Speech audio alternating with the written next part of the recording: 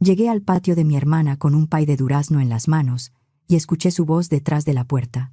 Ojalá Inés haya tenido un accidente y ya no venga. Después se rieron todos. Mi mamá, mi papá, mi hermana, su esposo, hasta los niños. No me fui. Abrí la puerta, entré al patio y fingí que no había escuchado nada. Al día siguiente no grité, no reclamé y no rogué. Solo empecé a cerrarles todas las puertas. Me llamo Inés. Tengo 45 años y vivo sola en la Ciudad de México, en una zona tranquila de la alcaldía Benito Juárez. Me divorcié hace unos 5 años. No fue un divorcio terrible, ni lleno de pleitos. Fue una separación triste, pero limpia. Mi exesposo y yo entendimos que ya no queríamos la misma vida. Repartimos todo de forma justa y cada quien siguió su camino. Él se volvió a casar 2 años después y se fue a vivir a Querétaro por trabajo. Me dio gusto por él. Nunca lo odié. Lo único que siempre me dolió fue no haber podido tener hijos. Lo intentamos durante años, tratamientos, consultas, esperanzas, silencios incómodos, después de cada resultado negativo. Nunca pasó. Después del divorcio, con el tiempo, aprendí a vivir con eso. Aún así, yo sentía que tenía familia. Mis papás seguían vivos. Ya estaban en sus 70, pero eran sanos, activos, de esos que todavía iban al súper. Caminaban por la colonia y opinaban de todo como si siguieran teniendo la última palabra. Y tenía a mi hermana menor, Miriam, de 38 años. Miriam siempre fue la consentida. No lo digo para sonar mártir, simplemente era así. Si ella lloraba, todos corrían. Si yo lloraba, me pedían que no exagerara. Si ella necesitaba algo, se resolvía. Si yo necesitaba algo, me tocaba entender. Miriam se casó joven con Germán y tuvo 2 hijos, Paola, de 14 años, y Rodrigo, de 10. Yo los quise desde que nacieron. Como no tuve hijos propios, en ellos puse mucho de ese cariño que no tenía dónde más poner. Después del divorcio, mi situación económica quedó bien. Mi exesposo y yo habíamos trabajado mucho. Ahorramos, invertimos y nunca fuimos de gastar por presumir. La casa con la que me quedé ya estaba pagada. Tenía ahorros y fondos para vivir tranquila. Hacía voluntariado. Viajaba de vez en cuando y ayudaba a mi familia cada vez que podía. Unos años antes, Miriam y Germán quisieron comprar una casa en Coapa. No era nueva ni lujosa, pero tenía patio, 3 recámaras y espacio para ellos y los niños. El problema era el enganche. Yo les completé 750,000 pesos de mis ahorros. No fue préstamo, no pedí pagarés, no puse condiciones. Miriam lloró cuando se los transferí. Germán me abrazó y me dijo que nunca lo iban a olvidar. Mis papás dijeron que yo era una bendición para la familia. Yo les creí. Ese sábado, a finales de agosto, Miriam organizó una comida en su casa, la misma casa que yo había ayudado a comprar. Iban a hacer carne asada en el patio. El cielo estaba nublado, pero todavía no llovía. Yo me levanté temprano y preparé un pay de durazno casero, de esos que Paola me pedía desde niña. Salí de mi casa como a la 1:30. Era sábado, todavía no llovía, y el tráfico hacia el sur estaba más ligero de lo normal. Llegué cerca de las 2, me estacioné, bajé con el pay y caminé hacia la entrada lateral del patio. La puerta estaba cerrada, pero se escuchaban voces del otro lado. Risas, música bajita, platos moviéndose, el ruido del asador. Iba a abrir cuando escuché a Miriam con toda claridad. ¿Y Inés? Alguien contestó algo que no alcancé a distinguir. Entonces Miriam soltó una risa y dijo: «Ojalá Inés haya tenido un accidente y ya no venga». Me quedé parada. El pay me pesaba en las manos. Luego escuché las risas. No fue una risa incómoda. Fueron varias voces al mismo tiempo: mi mamá, mi papá, Germán, Paola y Rodrigo, más aguda, de niño, pero ahí estaba. Durante años me dije que tal vez yo era demasiado sensible, que si no me llamaban, si solo me buscaban cuando necesitaban algo, era porque todos estaban ocupados. Pero esa frase no dejaba espacio para acomodarla. Ojalá Inés haya tenido un accidente y ya no venga. Y todos se rieron. Pensé en irme. Pensé en regresar al coche, poner el pay en el asiento y manejar hasta mi casa sin mirar atrás. Pero no lo hice. Abrí la puerta y entré al patio como si nada. Nadie sonrió cuando me vio. Nadie dijo llegaste. Mi mamá apenas volteó. Mi papá levantó la barbilla, como un saludo a medias. Miriam y Germán fingieron estar ocupados junto al asador. Paola y Rodrigo pasaron corriendo cerca de mí como si yo fuera un mueble. Caminé hasta la mesa y dejé el pay junto a las salsas, las tortillas, el guacamole y una charola de arroz. Busqué dónde sentarme. Al final había una silla plegable, un poco apartada de todos. Me senté allí. Pasé 3 horas en esa silla. No comí. Solo tomé agua. Observé a todos hablar, servirse carne, pedir más tortillas, comentar cosas de los vecinos, de la escuela de los niños, del trabajo de Germán. Nadie me preguntó cómo estaba. Nadie se sentó conmigo. Nadie mencionó el pay mientras se lo comían. Yo estaba ahí, pero era como si no existiera. Cuando la comida empezó a terminar, me levanté y ayudé a limpiar. Recogí platos, limpié la mesa y llevé cubiertos a la cocina. Miriam no me dio las gracias. Nadie lo hizo. Al final fui por mi refractario. El pay se había acabado. No quedaba ni una rebanada. Nadie dijo que estaba rico. Nadie dijo nada. Tomé el molde vacío, dije un adiós que casi nadie escuchó y me fui. Al llegar a mi casa dejé las llaves en la entrada, subí a mi recámara y me acosté sin quitarme los zapatos. Me quedé mirando el techo. Una y otra vez escuchaba la frase en mi cabeza, luego las risas. A la mañana siguiente me levanté temprano, preparé café y me senté en la cocina. No tenía hambre. Necesitaba pensar. Empecé a repasar todo lo que había hecho por mi familia. Los 750,000 pesos para la casa de Miriam habían sido solo el principio. El año anterior pagué los brackets de Paola, 55,000 pesos. Compré una laptop para Rodrigo, 25,000 pesos. A mis papás les di 230,000 pesos para impermeabilizar y reparar humedad. También pagué vacaciones, regalos, uniformes, útiles, reparaciones del coche de Germán y recibos médicos. Y así era como se sentían conmigo. Deseaban que me pasara algo para que no llegara. Tomé mi celular y llamé a Cecilia, una amiga que conocí durante mi divorcio. Era abogada y se especializaba en sucesiones y planeación patrimonial. Me había ayudado a ordenar mis papeles cuando mi exesposo y yo dividimos nuestras cosas. Contestó al tercer tono. «Ceci, soy Inés. ¿Puedo ir a verte? Necesito un consejo». Su voz cambió. «Claro. Trae todos tus documentos. Testamento, poderes, beneficiarios, cuentas, seguros. Todo lo que tengas». Al día siguiente, junté una carpeta gruesa y manejé hasta su oficina. Cecilia me recibió con un abrazo, pero no preguntó nada hasta que estuvimos sentadas. «Cuéntame», dijo. Le conté toda la comida, la puerta del patio, la frase de Miriam, las risas, la forma en que todos me ignoraron después. También le conté lo que les había dado durante años. Cecilia escuchó sin interrumpir. Solo tomó algunas notas.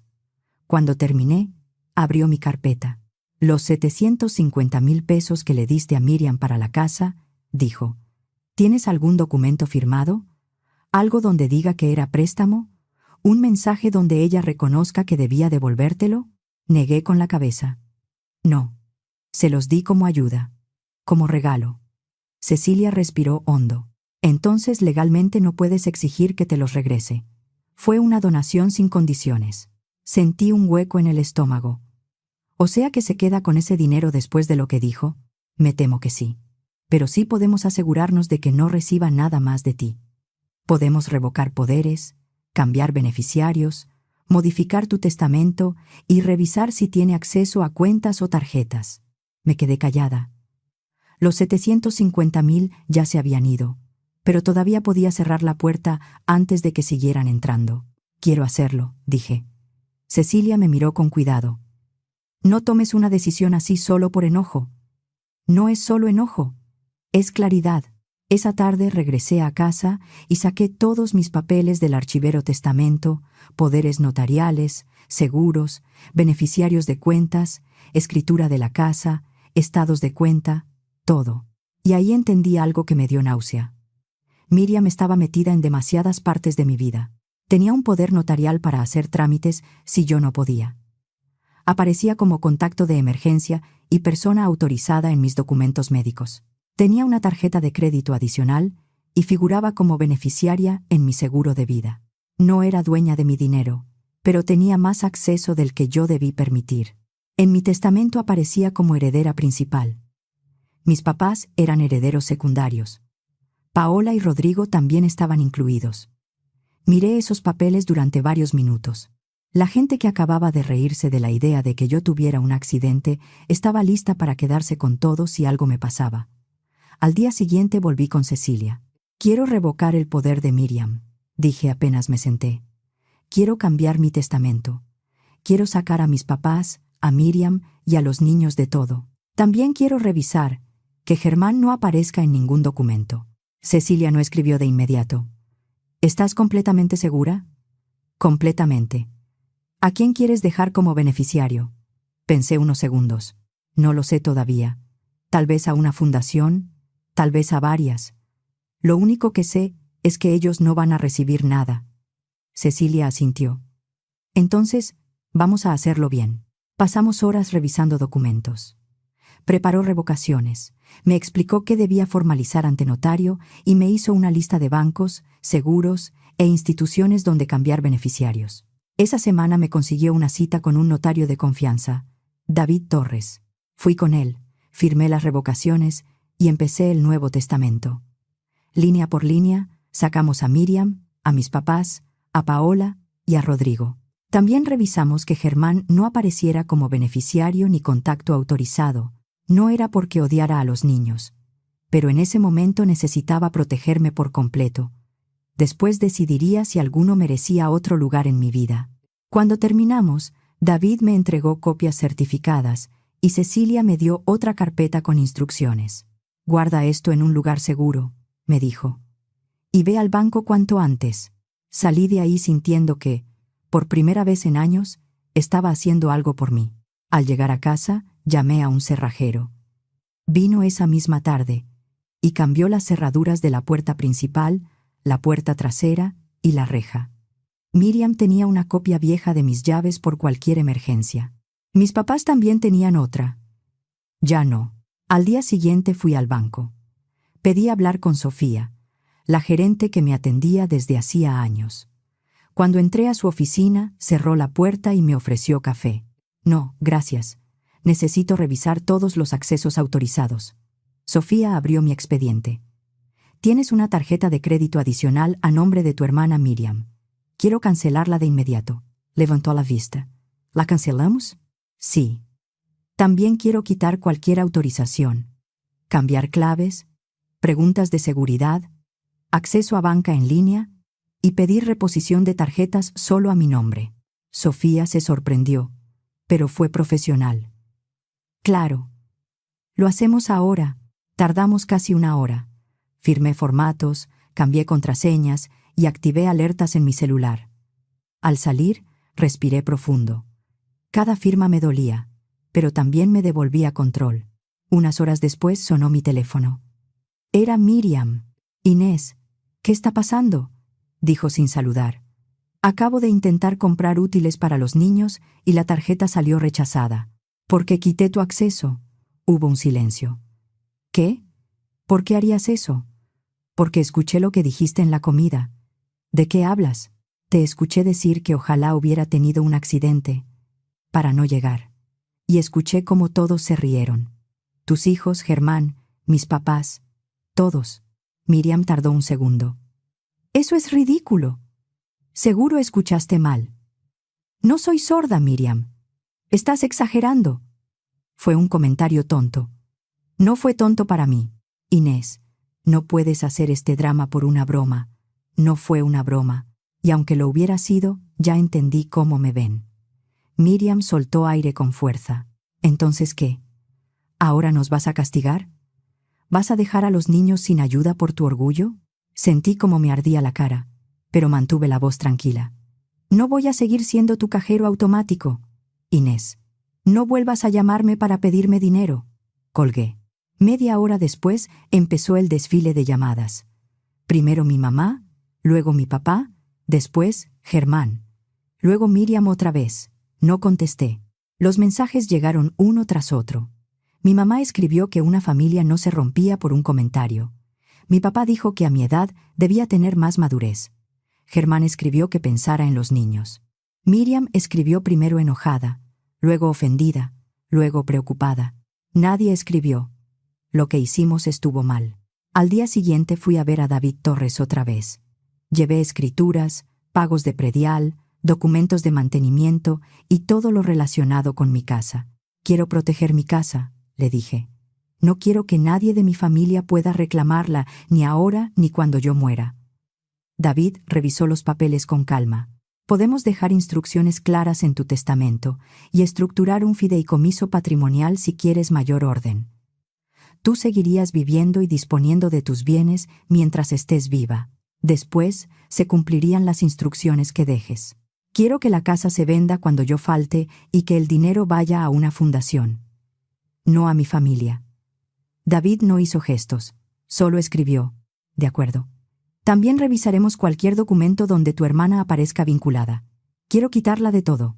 Trabajamos casi 2 horas. Firmé documentos y dejé instrucciones claras. No era impulso. Era una decisión tomada después de años de ignorar señales. Esa misma tarde, cuando ya estaba en casa, escuché un coche detenerse afuera. Me acerqué a la ventana y vi a Miriam y Germán bajando de su camioneta. Venían serios. Miriam traía el celular en la mano. Germán caminaba detrás con cara de que hablar fuerte arreglaba todo. Tocaron el timbre. No abrí. Inés, abre. Tenemos que hablar. Me quedé del otro lado de la puerta. Luego escuché un sonido metálico. Una llave entrando en la cerradura. Miriam estaba intentando usar su copia vieja. La llave no giró. ¿Qué? La escuché decir. Cambió las cerraduras. Germán murmuró algo. Miriam empezó a golpear. Inés, sé que estás ahí. Abre la puerta ahora mismo. Me fui a la sala. Prendí la televisión y subí el volumen lo suficiente para no oírla tan clara. Me senté a ver un programa de cocina mientras mi hermana golpeaba mi puerta. La misma que un día antes todavía quería usar mi tarjeta. Después de un rato se cansaron y se fueron. Unos días después, recibí una llamada de un número desconocido. Dudé antes de contestar, pero lo hice. ¿Tía Inés? Era Paola. Hola, Paola, ¿puedes hablar? Sí, ¿qué pasa? Mis papás dicen que te volviste loca y que ya no quieres hablar con nadie. No entiendo qué pasó. Respiré hondo. ¿Te acuerdas de lo que dijo tu mamá en la comida? Antes de que yo entrara al patio. Paola se quedó callada. ¿Lo recuerdas? Sí, dijo casi en un susurro. Cuando dijo que ojalá hubieras tenido un accidente. Eso. Hubo otro silencio. Yo también me reí, dijo. No pensé. Me reí porque todos se rieron. Pero sí estuvo mal. Para mí no fue una broma, Paola. Escuché a mi familia reírse de que me pasara algo. Ese día entendí que no quiero seguir ayudando a personas que se burlan de mí así. Su respiración tembló. Perdón, tía. De verdad. No sabía qué decirte. Me quedé mirando la pared de mi cocina. Paola tenía 14 años. Se había reído porque los adultos se rieron. Eso no borraba el dolor, pero tampoco era lo mismo que Miriam diciendo la frase. Ven mañana, le dije. Quiero hablar contigo en persona. ¿Sí me vas a abrir? Sí. A ti sí.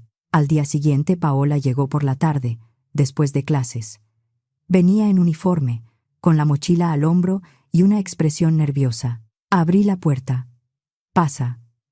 Se sentó en la sala, en el borde del sillón. Miraba sus manos. Perdón, tía Inés. Sé que ya te lo dije, pero quería decírtelo de frente. No debí reírme. Sí, respondí. No debiste. Se le llenaron los ojos de lágrimas. Me dio vergüenza después. Mi mamá sí estuvo mal. Tu mamá es adulta. Ella sabía lo que decía. Paola asintió. Yo todavía te quiero, le dije. Pero necesito tiempo. Está bien. No quiero presionarte. Solo quería que supieras que sí me importó. Nos quedamos hablando un rato. Me contó de la escuela, de una amiga con la que se había peleado y de que ya pensaba qué estudiar después de la prepa. Por momentos se sintió casi normal. Cuando se fue, sentí un poco de alivio. Los siguientes días fueron tranquilos. Luego mi familia empezó a aparecer otra vez. Primero llegaron mis papás. Tocaron el timbre varias veces. «Inés, esto ya se salió de control», dijo mi mamá desde afuera. «Somos familia. No puedes abandonarnos por un comentario». No contesté. «Estás siendo injusta», agregó mi papá. «Abre. Tenemos que hablar como adultos». Al día siguiente, fueron Miriam y Germán. Miriam golpeó la puerta. «Perdiste la cabeza, Inés. Estás destruyendo a la familia». Yo subí el volumen de la televisión y la ignoré. Eso pasó varias veces. A veces iban mis papás. A veces Miriam. A veces Germán se quedaba en la banqueta hablando por teléfono para que los vecinos escucharan. Yo ya no abría. Entonces entendí algo. Mientras siguiera viviendo ahí, nunca iba a tener paz. Ellos sabían dónde estaba. Podían presentarse cuando quisieran, tocar, gritar, intentar abrir, dejar cartas, hacer escenas. Yo podía cambiar cerraduras y bloquear números, pero mi casa ya no se sentía como refugio. Necesitaba irme. Llamé a Carlos, un agente inmobiliario que años atrás nos había ayudado a mi ex esposo y a mí con la venta de un departamento de inversión. Le dije que quería vender mi casa y comprar algo más pequeño. «Quiero un departamento cómodo», le expliqué. 2 recámaras, buena luz, zona segura. Y necesito hacerlo con discreción. No quiero que mi familia se entere. Carlos entendió. No puso letrero afuera. Las visitas fueron pocas, con cita, y yo seguí empacando como si solo estuviera ordenando. En 2 semanas encontró un departamento en Coyoacán, 2 recámaras, cocina bonita, sala con luz, balcón pequeño y vigilancia.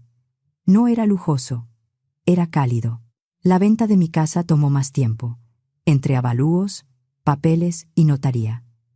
Yo tenía margen para apartar el departamento mientras se cerraba todo. Vendí algunas cosas, doné otras y guardé lo importante. No le di mi nueva dirección a nadie, ni siquiera a Paola. No porque desconfiara de ella, sino porque era menor y vivía con sus padres. Cuando todo estuvo listo, contraté una mudanza y salí en un solo día. Vi subir cajas, muebles, libros y vajillas. Luego miré la casa vacía. Había vivido ahí muchos años. Había imaginado una vida que nunca llegó.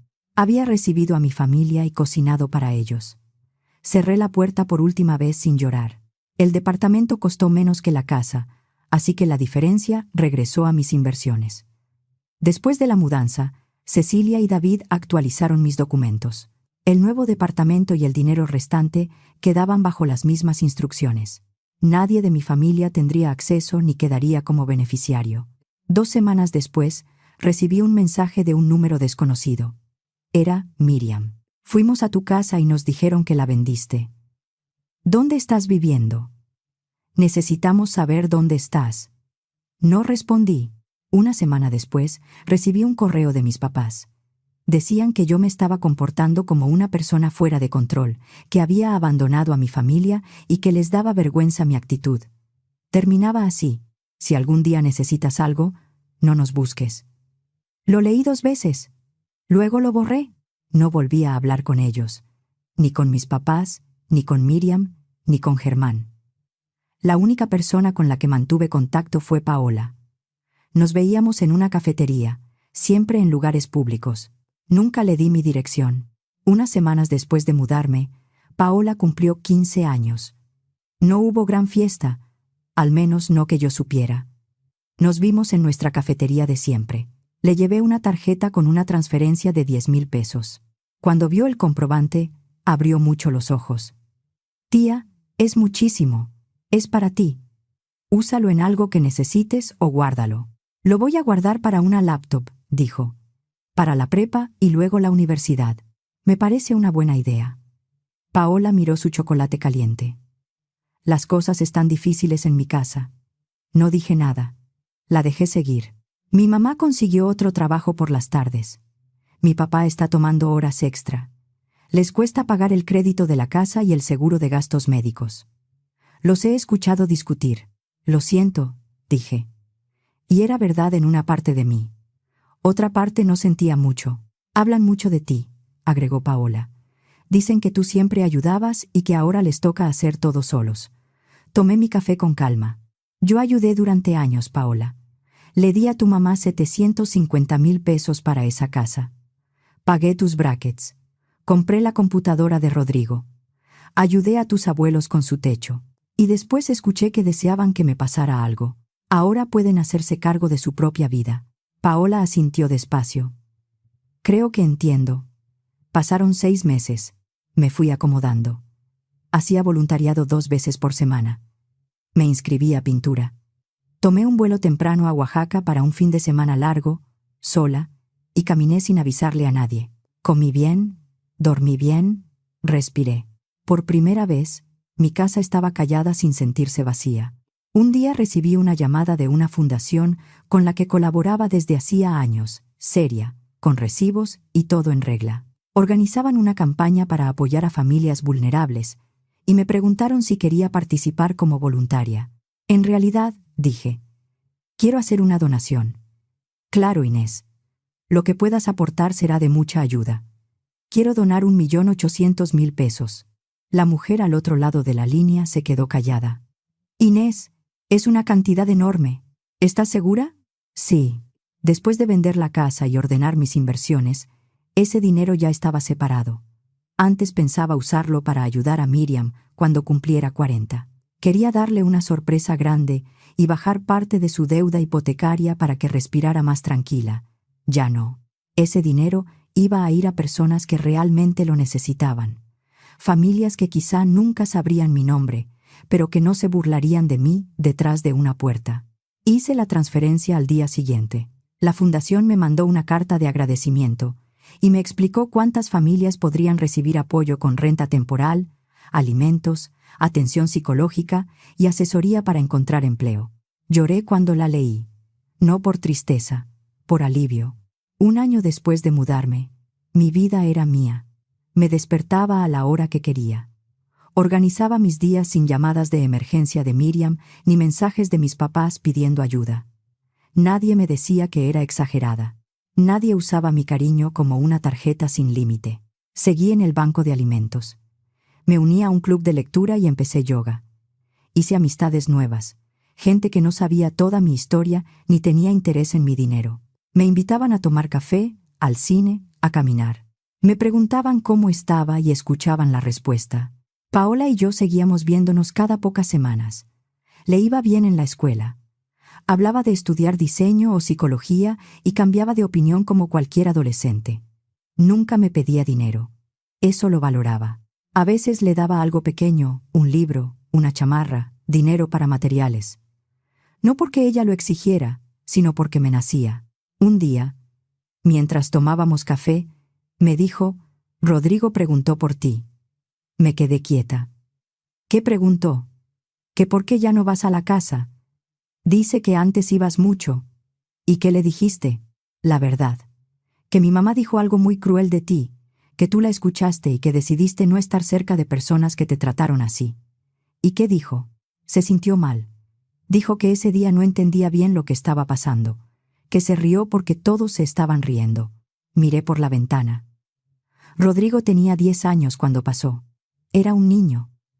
No iba a ponerle encima una crueldad que aprendió mirando a los adultos.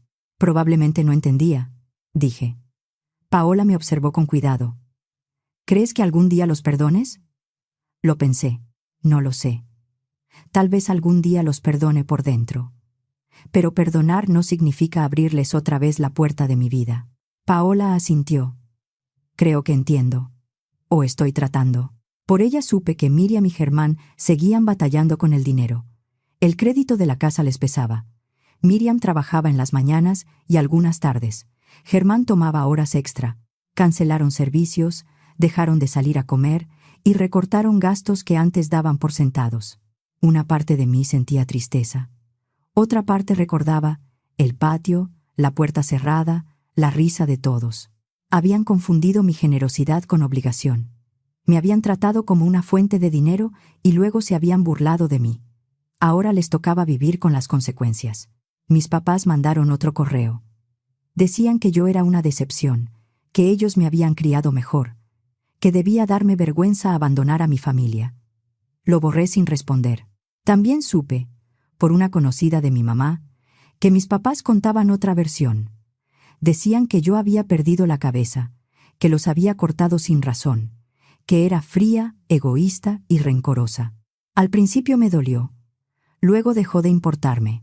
Quienes preferían creerles no eran gente que yo necesitara convencer.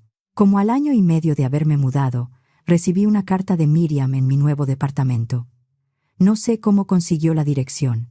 Tal vez alguien habló de más o algún documento de la venta pasó por demasiadas manos. No quise culpar a Paola sin pruebas. Reconocí la letra de inmediato. La carta era larga. Miriam decía que lo sentía, que lo de la comida había sido una broma de pésimo gusto, que no quiso decirlo en serio, que me extrañaba, que quería recuperar nuestra relación, que los niños preguntaban por mí, que mis papás estaban sufriendo. Por un momento pensé que tal vez había entendido. Luego seguí leyendo. Después de la disculpa venía lo de siempre: no les alcanzaba. La escuela era cara, el crédito los ahogaba, Germán estaba cansado, ella ya no podía más. Esperaba que yo, como hermana, entendiera y los ayudara aunque fuera con algo. En toda la carta no había una sola línea que dijera: «Te usamos o te debemos algo». Solo otra forma de pedirme dinero. Doblé la carta y la tiré a la basura. 2 años después de aquella comida, estaba sentada una noche en mi departamento, leyendo en el sillón, cuando me di cuenta de algo muy simple. Era feliz. No era una felicidad ruidosa. Era paz. Y para mí eso ya era muchísimo. Tenía amistades que me querían por quien era, no por lo que podía pagar. Tenía actividades, dinero suficiente para vivir bien y apoyar causas en las que creía. Tenía silencio cuando quería silencio, y compañía cuando quería compañía. Me dolió admitirlo, pero no me extrañaban a mí. Extrañaban lo que yo pagaba. A veces pensaba en mi ex esposo. Después del divorcio mantuvimos una relación cordial. Cada diciembre me mandaba un mensaje amable, y yo respondía igual. No sabía lo que había pasado con mi familia, pero cuando nuestro matrimonio terminó, lo hicimos con respeto. Repartimos lo construido sin destruirnos. Me habría gustado que mi familia me mostrara al menos esa misma decencia. Paola terminó la preparatoria cuando estaba por cumplir 18. Fui a su ceremonia de graduación. Me senté entre otras familias, varias filas atrás. Miriam y Germán estaban ahí. También mis papás. Los vi de lejos, pero no nos hablamos. Ni siquiera cruzamos miradas. Cuando terminó la ceremonia, salí al patio de la escuela y esperé junto a una jardinera. Paola me vio con su toga y birrete, y corrió hacia mí. «¿Viniste?» «Claro que vine». La abracé y le entregué una tarjeta. «Es para la universidad». La abrió y vio el comprobante de una transferencia por 90,000 pesos. Se le llenaron los ojos de lágrimas. «Tía Inés, no tenías que hacerlo». «Lo sé, por eso lo hago. Úsalo para libros, una computadora, materiales o lo que necesites». Me abrazó otra vez. «Gracias. Has sido muy buena conmigo, incluso cuando yo me porté horrible. Te equivocaste y pediste perdón de verdad. Eso importa». Paola se fue a la universidad ese otoño. Me llamaba para contarme de sus clases, de sus profesores, de la muchacha con la que rentaba cerca de la universidad, de sus dudas y sus planes. Yo estaba orgullosa de ella, no porque fuera perfecta, sino porque había aprendido algo que muchos adultos de mi familia nunca entendieron cuando lastimas a alguien. No basta con decir era broma. Hay que reconocerlo. Yo seguí con mi vida tranquila. Donaba a fundaciones. Hacía voluntariado. Viajaba cuando se me antojaba. Pasaba tiempo con amigos que me valoraban. Cocinaba para mí. Compraba flores para mi sala. Iba al cine sola sin sentirme rara. 3 años después de aquella comida en el patio de Miriam, puedo decir con honestidad que no extraño la tensión de esperar qué iban a pedirme. No extraño sentirme invisible hasta que necesitaban dinero. No extraño sentarme en una mesa donde mi presencia pesaba menos que mi cartera. La única relación que conservo es con Paola, y para mí es suficiente. Lo que más me costó aceptar no fue perder a mi familia, sino entender que durante años confundí ayudar con dejarlos entrar sin límite a mi vida. Miriam no solo se rió de mí ese día, se rió sentada en una casa que yo ayudé a comprar, mientras mis papás, Germán y los niños le seguían la corriente. Ahí entendí que mi dinero sí les servía, mi presencia no tanto. Cuando quité las tarjetas, cambié el testamento, vendí mi casa y dejé de contestar. No les quité nada que fuera suyo. Dejé de regalar lo mío. Mi familia no se rompió cuando puse límites. Ya estaba rota. Yo solo dejé de pagar para no verlo. Y esa paz, aunque tardé en acostumbrarme, terminó siendo mía.